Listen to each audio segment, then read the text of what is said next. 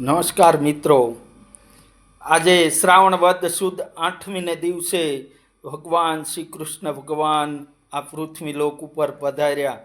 ભગવાન પધારવાના કારણો એ હોય છે કે અસુરોનો સંહાર અને એમના ભક્તજનો, પ્રેમી ભક્તજનો એમના મનોરથ પૂરા કરવા માટે સ્વયં ભગવાન અવતાર ધારણ કરે છે, બાળ સ્વરૂપ ધારણ કરીને પૃથ્વી લોક ઉપર પધારે છે. કારણ કે આપણી જેવા થઈને પધારે તો જ આપણને આનંદ આવે, મનોરથ આપણા પૂર્ણ કરે એવી બધાને શુભકામના. અને ભગવાન જો એનું વિરાટ સ્વરૂપ લઈને આવે તો આપણને કોઈ બહુ આનંદ ન આવે, દર્શન ન થાય, એના તેજનો કોઈ પાર ન હોય. એટલા માટે ને એમની એક આખી કથા છે, તેનું આજે આપણે વાત કરવી છે કે સ્વયં શ્રી કૃષ્ણ ભગવાનની, જો કે બધા કથા જાણતા જ હશે, પણ થોડીક આજ વિશેષ વાત કરવી છે. જ્યારે સ્વયં શ્રી કૃષ્ણ ભગવાન ઉગ્રસેનના પુત્રી દેવકી અને વસુદેવ સાથે એમના લગ્ન થાય છે અને કંસ એમનો ભાઈ હોય છે દેવકીનો, જ્યારે તે વળાવા જાય છે ત્યારે આકાશવાણી થાય છે કે જે આ દેવકીના 8મા સંતાન તે તારું કાળ બનશે. ત્યારે કંસને બહુ ગુસ્સો આવે છે અને તલવાર ઉપર હાથ જાય છે એમનો. ત્યારે દેવકીજીને વસુદેવ કહે છે કે જેટલા સંતાન થશે તે તને આપી દઈશું. ત્યારે કંસ પછી એમને જેલની અંદર પૂરી દે છે અને એક પછી એક સંતાનને વધ કરી નાખે છે કંસ. ત્યારે 7મું સંતાન તે બલરામ, યોગ માયાએ દેવકીના 7મા ગર્ભને રોહિણીના પેટમાં મૂકી દીધો અને યશોદાના પેટ જન્મ લીધો. ભગવાન દેવકીના 8મા ગર્ભમાં રહ્યા. વસુદેવ દેવકી દિવસ રાત ઈશ્વર સ્મરણ કરે છે. નંદરાય અને યશોદા એકાદશી વ્રત કરે છે. 10 માસ ને 10 દિવસ થયા છે. ઝરમર ઝરમર ઝરમર વરસાદ વરસે છે. બ્રાહ્મણો વેદ મંત્રો બોલે છે. જેલના ચોકીદારો યોગ નિંદ્રામાં પડ્યા છે, ઘોર છે.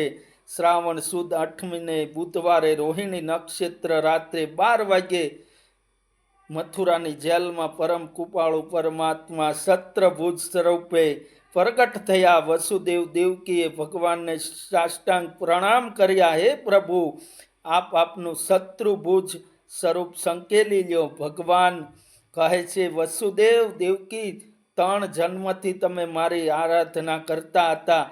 જ્યારે તમે આદિ અને કશ્યપના સ્વરૂપે હતા ત્યારે તમારે ત્યાં વામન સ્વરૂપે મેં જન્મ લીધો હતો. 5 વર્ષની ઉંમરે માતા પિતાનો ત્યાગ કરી ઈશ્વર આરાધના અર્થે ચાલી નીકળેલો. આજે તમારી આશા પૂરી કરવા હું તમારા બાળક તરીકે આવ્યો છું. પડ્યો છે તેમાં મૂકી મને ગોકુળ લઈ જાઓ. ત્યાં યશોદા માતાએ દીકરીને જન્મી છે તેને લાવી મારી જગ્યાએ મૂકી દેજો. પરમ કૃપાળુ પરમાત્માએ શત્રુભુજ સ્વરૂપ સંકેલી લીધું અને બાળ સ્વરૂપ ધારણ કર્યું. વસુદેવ બાળકૃષ્ણને કરંડિયામાં મૂકી પીળું પિત્તાંબર ઓઢાડ્યું, સુંબન કર્યું, માથા પર કરંડિયો મૂકી જેવા નીકળ્યા કે જેલના દરવાજા આપોઆપ ખુલી નીકળ્યા કે જેલના દરવાજા આપોઆપ ખુલી ગયા. પહેરેદારો યોગ નિંદ્રામાં પોઢી ગયા. ઝરમર ઝરમર ઝરમર વરસાદ વરસતો હતો. શેષનાગ બાળ સ્વરૂપ પર સાયો કર્યો. મહારાણી યમુના બાળકૃષ્ણના શરણ સ્પર્શ કરવા જોર જોરથી ઉછાળવા લાગ્યા. વસુદેવ યમુનાજીમાં ઉતર્યા. બાળ સ્વરૂપના જમણા પગના અંગૂઠાને મહારાણી યમુનાએ સ્પર્શ કરી લીધો. ધીમે ધીમે યમુનાનો વેગ શાંત થયો અને વસુદેવને યમુનાએ માર્ગ કરી આપ્યો. વહેલી સવારે ધીમે ધીમે પાછા પધારે છે અને બેડીઓને પાછું બંધાઈ જાય છે. ત્યારે કંસ આવે છે. કંસ જ્યારે બાળકીને ઉઠાવે છે અને મારવાની કોશિશ કરે છે ત્યારે યોગમાયાથી અદ્રશ્ય થઈ જાય છે અને કંસને કહે છે કે તારો કાળ જન્મી ચૂક્યો છે. આ યોગ માયા ભગવાનની રસેલી, ભગવાનને કોણ પહોંચી શકે? તારી કળા પરમ પાર, કોઈ ન પામી શકે પાર. આવી કળા અદ્ભુત છે કૃષ્ણ ભગવાનની, અને ભગવાન સ્વયં પધારે છે તે ભક્તોના મનોરથ પૂર્ણ કરવા આ પૃથ્વી લોક ઉપર પધારે છે. આ કથા આ રીતના છે. જય દ્વારકાધીશ, જય શ્રી કૃષ્ણ ભગવાનની જય.